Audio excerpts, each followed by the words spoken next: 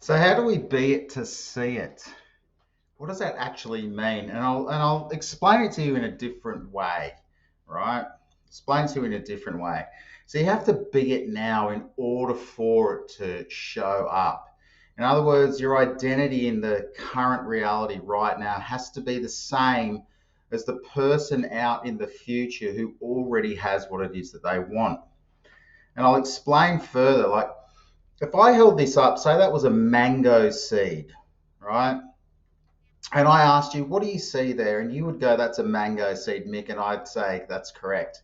If I got this same seed and put it on the table and I smashed it up with a hammer, and then I asked you, well, what do you see now? You'd probably say, well, Mick, that is now a smashed up mango seed. And I'd go, correct. Here's what you don't see. Here's what you don't see. See, that seed has all the invisible instructions to grow into a little sapling, then up into a bigger tree to create more fruit, more mangoes, and more seeds. So this seed has all the instructions to grow into a tree, to create more seeds, to create a forest of mango trees. So the seed is being the tree, is being the forest. And it's the invisible instructions that you're giving to create from that make all the difference. You got to be it now in order for it to show up. Now, this relies on you truly, truly accepting that now is as good as it's ever going to be. And out there in the future, in that future reality, when you get your goals and dreams, it'll just be different. You will be the same. Okay, you will be the same because you will have created an identity in your current reality here that is equal to the identity of the person in the future reality, right? Those two are equal. And what that means is that you really, really understand, like with the creative process, that right now is just an earlier version of what you're going to create out there in the future. Much like when an artist, right, an artist starts, puts the first stroke of that brush onto the canvas, right? It is the same as the end result, right? It's the same thing. And you got to really, really understand that. You got to be it now in order for it to show up. And so we're going to do the we're going to work on a choice. All right, we're going to work on a choice, and we're going to do the 5 steps. Okay, so the first thing is I want you to choose something you want to work on. Choose an end result. Now, remembering an end result is, it's not a wish or a goal or a dream. It's something that you choose simply because you would just love it. You love to have it. You love to be it, and for no other reason.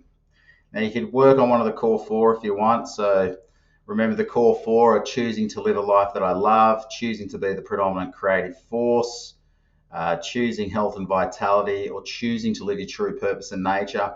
Or you can work on one of your other choices, somewhere where you're feeling a bit stuck, right? Or there's a bit of resistance there. So just type in the chat box and let me know when you've got your choice. You can either type it in or just type a 1 in. All right, we'll move into the next part of it, which is the neuro-emotional technique or the creative visualization. All right, I can see everyone has a choice they want to work on. Choosing health and vitality, creating financial freedom, awesome. You can see a couple of number 1s in there. So everyone's got a choice. So let's move into this step 2, which is really how you can permanently shift your identity to be the person who already has what it is that you desire. All right. And this creative visualization really is fundamental to training all levels of consciousness, particularly the subconscious, but also the superconscious aspect of you, that's where we're going. We're crystal clear on that, and that it's safe, right? And so we get into the emotion and feeling of the end result, because remember, the domain of the subconscious or unconscious is feelings and emotions. Okay, so this aspect of you must know that this is safe. All right, and it feels good and it feels amazing to have this end result.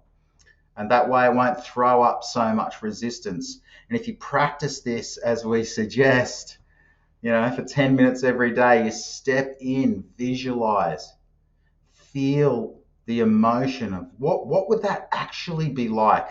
What would it really, really feel like if I had this end result completed? Okay, and really tuning in with your heart. So I'm going to guide you through this. So everyone's got a choice. So let's do this. So go ahead and close your eyes. Closing your eyes and just taking a nice big deep breath in through the nose and out through the mouth, and just allow all of the learning that's gone on today just to be in the field. Just allowing all of that to be there. And I'm just taking another nice deep breath in and just tuning into your heart now. Really just tuning into your heart, and go ahead and choose this end result. So I choose the end result, choosing with the heart. I choose the end result of whatever it is for you, and really, really choosing. That's it.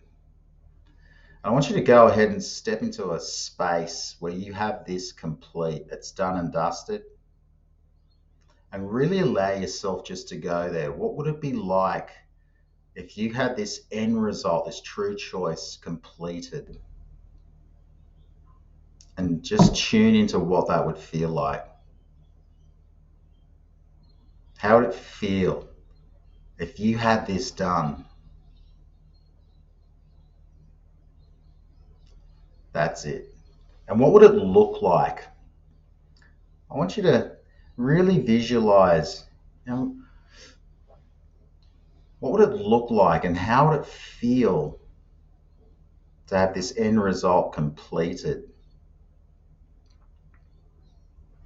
I want you to think of all the ways that you can experience having this end result. All of the ways that you can enjoy having this. And I want you to notice how it feels now that you've got this end result, you've completed it. Maybe you're sharing this. Who are you sharing this end result with? Who do you get to positively impact? Maybe you're impacting people.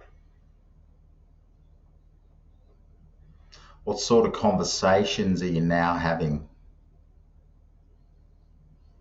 Who do you spend your time with now that you've got this end result?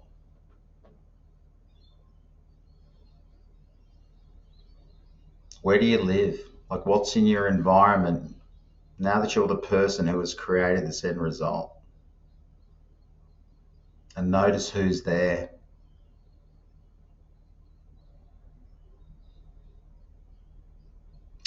And how do you carry yourself in your body? What's it like walking around in the body of someone who's completed and followed through and has now created this end result? What does that feel like? How do you hold yourself? What's your posture like? And really tune into how good that feels.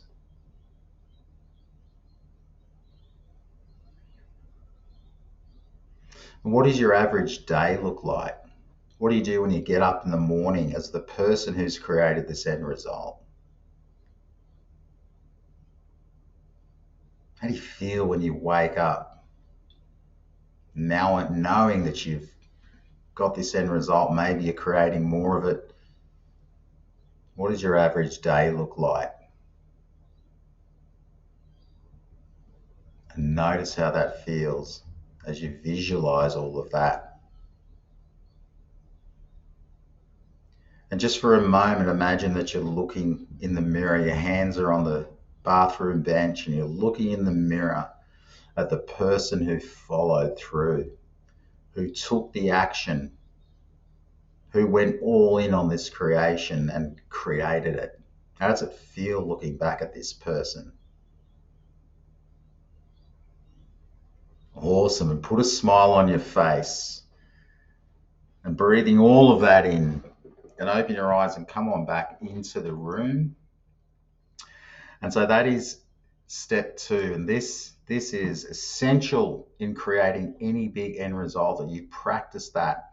Stepping into the emotion, the feeling, the visualization of the end result, and train all levels of consciousness. You're crystal clear. That's where we're going. This is safe.